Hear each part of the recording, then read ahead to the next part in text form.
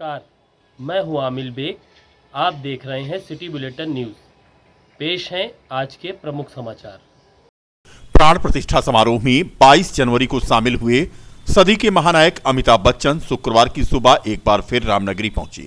यहां पहुंचने के बाद अभिनेता अमिताभ बच्चन ने जन्मभूमि पहुंच करके रामलला के दरबार में हाजिरी लगाई और आशीर्वाद लिया।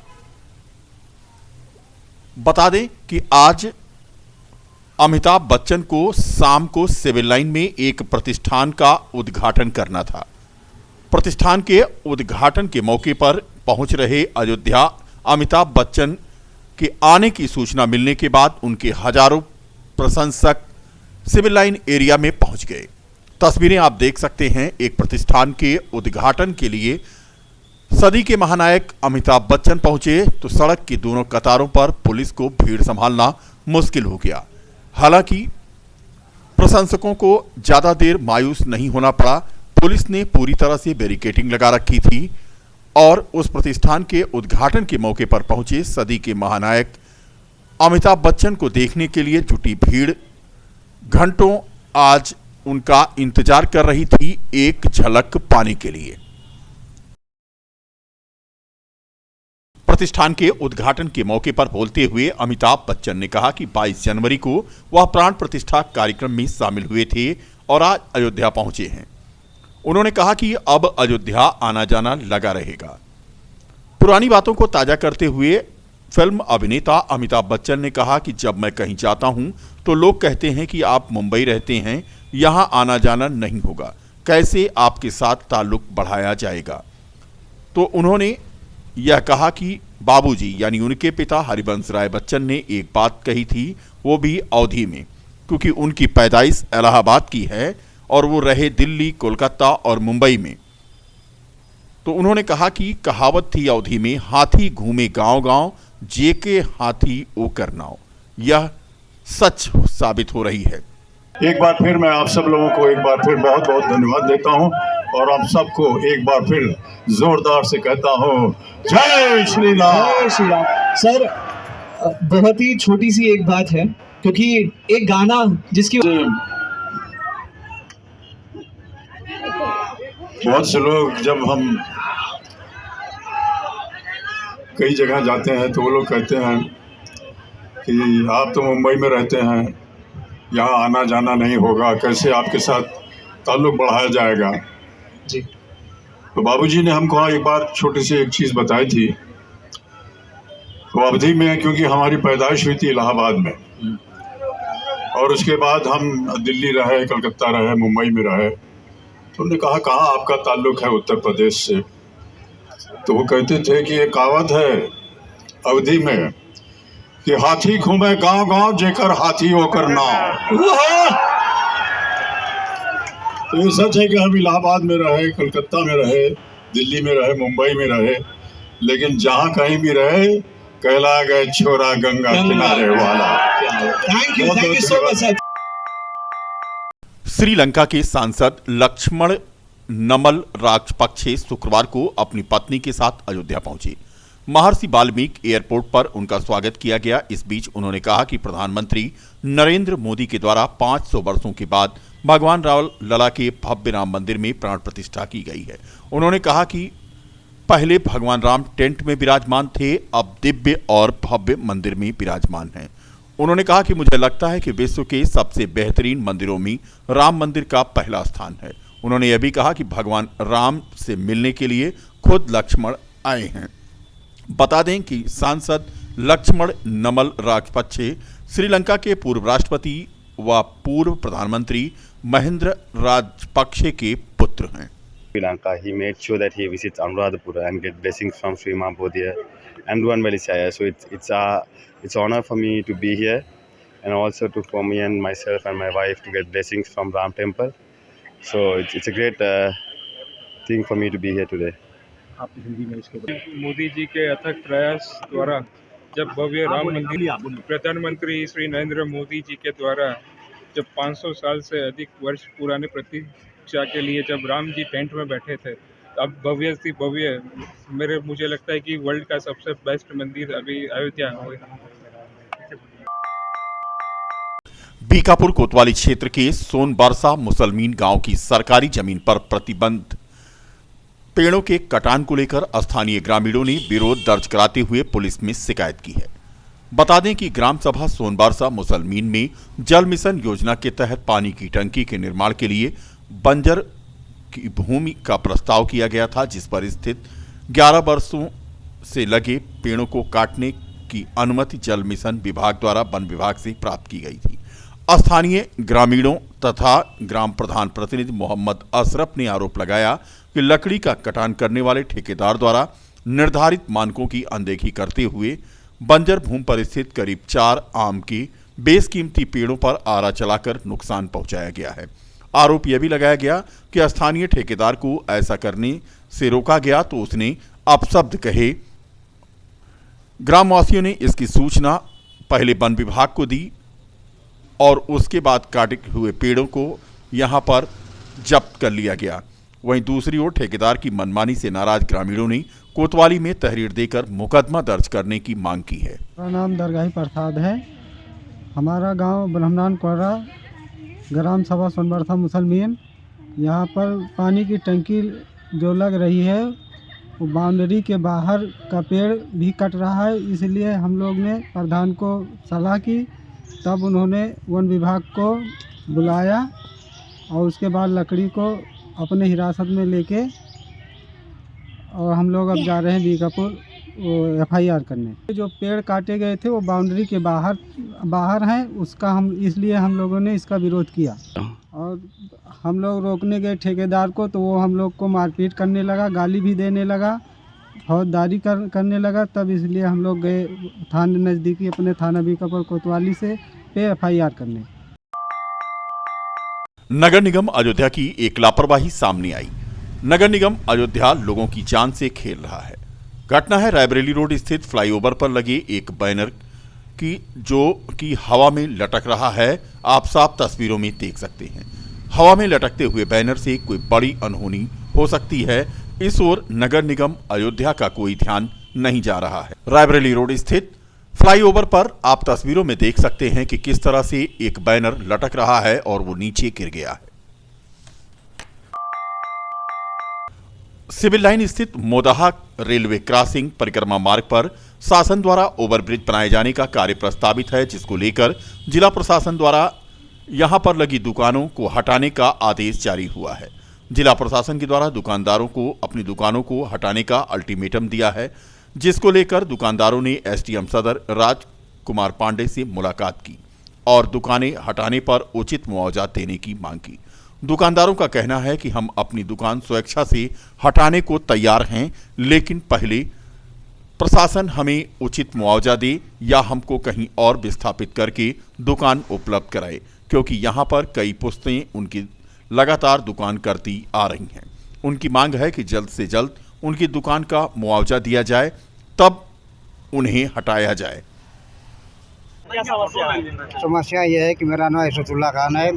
अब मैं मोदा चौराहे पर 1978 से दुकान कर रहा हूँ। आज लगभग 42 साल हो रहा है और कार्य करता रहा हूँ और नगर निगम से प्रतिमा किराया था और 79 रसीदों के माध्यम से हम क्रमशः नियमित तरीके से सारा भुगतान करते रहे हैं और सारी रसीदें 79 रसीदें सारी मेरे पास उपलब्ध हैं। अब ये हटाने के बाद में ना ही प्रशासन मुझको मौका दे रहा है, ना ही कोई मुआवजा दे रहा है। बिना मुआवजा दिए हम ना दुकान के खाली करवाएंगे, क्योंकि उसमें ज़रूरत पड़ेगी पैसे की, ना ही दुकान का ये सामान शिफ्ट कर पाएंगे। ऐसी स्थिति में हम लोगों के लिए, हम पूरे मोहल्ले वालों के लिए जो भी प्रभावित हो रहे हैं, सभी के लिए समस्या है। हम परिक्रमा मार्ग हमारी दुकान है, मोदाहा चौराहा परिक्रमा मार्ग पे जो है लगभग 70-80 सालों से दुकान मेरे दादा ने किया, मेरे पिताजी ने किया, आज हम लोग कर रहे हैं, मेरे बच्चे भी कर रहे हैं। और आज ओवरब्रिज के नाम पे जो है दुकानें हटाने का जो है वो आया है, तो हटाने के लिए कहे हैं। और हम लोग चाहते हैं कि दुकान हम लोग तो हटा लेंगे तो हमें कुछ उचित मुआवजा दे सकें, ताकि हम लोग जो है कहीं अलग गुजर बसर कर सकें। प्रेम शंकर गुप्ता। हम लोगों को समस्या ये, हम लोग अयोध्या के मोदाहा चौराहा परिक्रमा मार्ग पे कई वर्षों से यहाँ पे स्थापित हैं और हमारे पिताजी, हमारे दादाजी यहीं पे ये दुकान करते थे और हम भी इसी से गुजर बसर कर रहे हैं आज कई सालों से।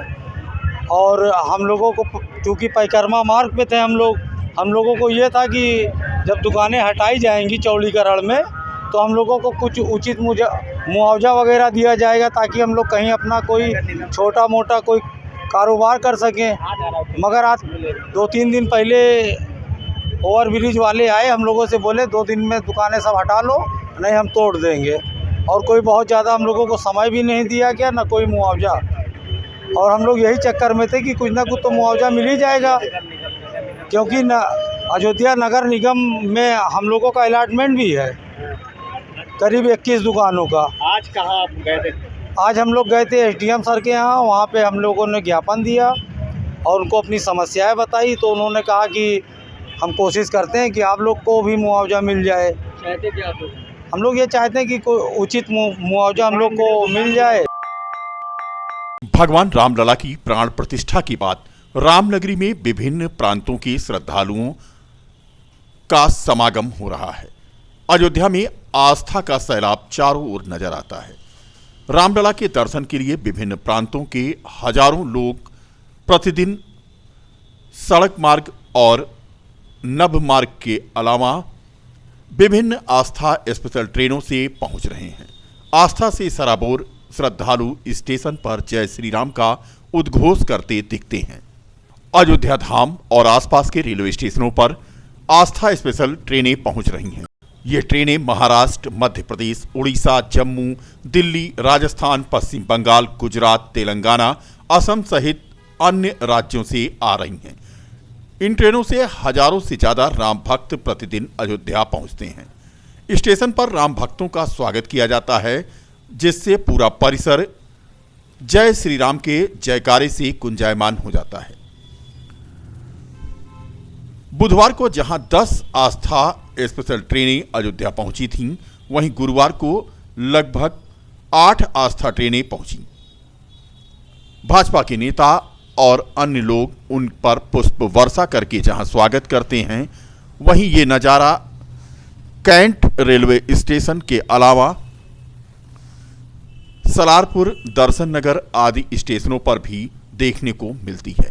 जम्मू और नई दिल्ली से आस्था स्पेशल ट्रेनें अयोध्या के कैंट रेलवे स्टेशन पर जब पहुंची, तो वहीं मध्य प्रदेश के बीना और राजस्थान के बाड़मेर से आस्था स्पेशल ट्रेन अयोध्या धाम स्टेशन पहुंची। उड़ीसा के भुवनेश्वर से आई ट्रेन दर्शन नगर रेलवे स्टेशन पर पहुंची, तो असम के लीडो रेलवे स्टेशन से और पश्चिम बंगाल के बर्धमान से चलकर आस्था स्पेशल ट्रेन गोंडा के कटरा रेलवे स्टेशन पर पहुंची। कुल मिलाकर के ऐसा ही नज़ारा रेलवे स्टेशनों पर देखने को मिलता है, जो तस्वीरों में हम आपको दिखा रहे हैं। आस्था स्पेशल ट्रेन से प्रतिदिन हजारों की संख्या में राम भक्त श्रद्धालु अयोध्या पहुंच रहे हैं और अपने आराध्य बालक प्रभु श्री राम का दर्शन पूजन करके निहाल हो रहे हैं। जय श्री राम के नारे से गुंजायमान होते हैं अयोध्या और उसके आसपास की रेलवे स्टेशन। श्रद्धालुओं में उत्साह भी देखने को मिलता है। खास तौर पर राम नाम का वो जयघोष करते नजर आते हैं। खास बात तो यह है कि अयोध्या धाम रेलवे स्टेशन के सामने बनाए गए टेंट में श्रद्धालुओं को व्यवस्थित किया जाता है। इसी तरीके से कैंट स्टेशन के पास बने यात्रियों के निवास में उन्हें ठहराया जाता है। तेलंगाना के काजीपेटा से चली आस्था स्पेशल ट्रेन सलारपुर स्टेशन जब पहुंची तो वहां स्वागत हुआ। इसी तरीके से आंध्र प्रदेश के गुट्टूर, मध्य प्रदेश के दुर्ग और हिमाचल के अंब अदौरा से चलकर आस्था स्पेशल ट्रेन अयोध्या धाम रेलवे स्टेशन पहुंची। गुजरात के वापी, वैष्णो देवी कटरा और पंजाब के अमृतसर से चलकर के ट्रेनें अयोध्या कैंट रेलवे स्टेशन पर पहुंची। महाराष्ट्र के न्यू अमरावती से आस्था स्पेशल ट्रेन तथा दर्शन नगर रेलवे स्टेशन पर जब पहुंची और पश्चिम बंगाल के आसनसोल से गोंडा के कटरा रेलवे स्टेशन पर ट्रेन पहुंची। आने वाले भक्तों में श्रद्धा के साथ अयोध्या के प्रति आकर्षण साफ दिखाई देता है। जयघोष से स्टेशन परिसर राममय हो रहे हैं और तस्वीरों में आप देख सकते हैं कि किस तरह से अयोध्या पहुंचने वाले राम भक्त श्रद्धालुओं का उत्साह चरम पर हो जाता है। क्या कहते हैं ये श्रद्धालु, सुनिए आप। बड़े काम को मोदी जी के माध्यम से किया गया है, चाहे इसमें कोटों का काम रहा हो, लेकिन पहले की जो सरकारें रही हैं उन सरकारों ने लगातार अपना अपना पल्ला झाड़ा था, लेकिन ये मोदी जी और योगी जी थे जिन्होंने इस चीज़ का विश्वास जताया कि सुप्रीम कोर्ट इसका ऑर्डर करे, लॉ एंड ऑर्डर भी हम संभालेंगे, देश की व्यवस्था भी हम संभालेंगे, दुनिया की व्यवस्था भी हम संभालेंगे। आज पूरी दुनिया के अंदर एक बहुत बड़ा नाम हुआ है। मैं दिल की गहराइयों से मोदी जी का, योगी जी का बहुत बहुत धन्यवाद करता हूँ। दिल्ली से आए जी, कैसा लग रहा है ये बताना बेकार है। शायद ज़िंदगी हमने अब देखी है, अब पता लग रहा है कि हम जिंदा हैं, हम राम जी के भक्त हैं, हम राम जी की नगरी में आए हैं। हमें बहुत ही अच्छा लग रहा है। कितना अच्छा लग रहा है, इसका सुकून हमारे अंदर कुछ भी नहीं है। जितना बताएं उतना कम है। इससे पहले भी आए? नहीं, कभी नहीं आए, पहली बार आए हैं और लग रहा है कि हम आज पैदा हुए हैं। कितने संख्या में आप लोग आए हैं? हमारी संख्या है इस टाइम 2000 के आसपास है। तो जिस तरह से मोदी योगी का कार्य दिखाई पड़ा है, कैसे कहेंगे? बहुत अच्छा, बहुत अच्छा। अगर जो लोग अभी भी मोदी जी को बुरा कह रहे हैं तो उन जैसा बुरा बंदा ही कोई नहीं है। व्यवस्थाएं कैसे हैं? बहुत अच्छी व्यवस्था, इतनी अच्छी व्यवस्था मिली है हमारे को, इतनी बड़ी फैसिलिटी मिली है जो शायद घर के किसी जवाई को भी नहीं मिलती होगी। बहुत बढ़िया, बहुत ही बढ़िया फैसिलिटी मिली है। हरीश अरोड़ा। श्री राम जन्मभूमि मंदिर पर भव्य राम मंदिर के निर्माण और प्राण प्रतिष्ठा समारोह के अवसर पर आयोजित रामोत्सव में भजन संध्या स्थल राम भजनों से गुलजार रहा। आज की प्रथम प्रस्तुति लखनऊ से पधारी सबीना सैफी द्वारा राम स्तुति गायन से हुई। गौरतलब तो यह है कि 2 वर्ष की आयु में आंखें हमेशा के लिए खो देना और तुरंत बाद लकवाग्रस्त होकर के जीवन जीने की आस छोड़ चुकी सबीना को सहारा मिला प्रभु श्री राम के नाम का, और अपनी प्रस्तुति जग में सुंदर हैं 2 नाम तथा पायो जी मैंने राम रतन धन पायो जैसे राम भजनों से सबीना ने अयोध्या की विरासत को पुष्ट कर दिया। फिलहाल अयोध्या में चल रहे रामोत्सव में सुरों की गंगा बह रही है और लोग मगन हैं प्रभु राम की भक्ति में, नाचते हैं, गाते हैं और आनंद की अनुभूति उठाते हैं।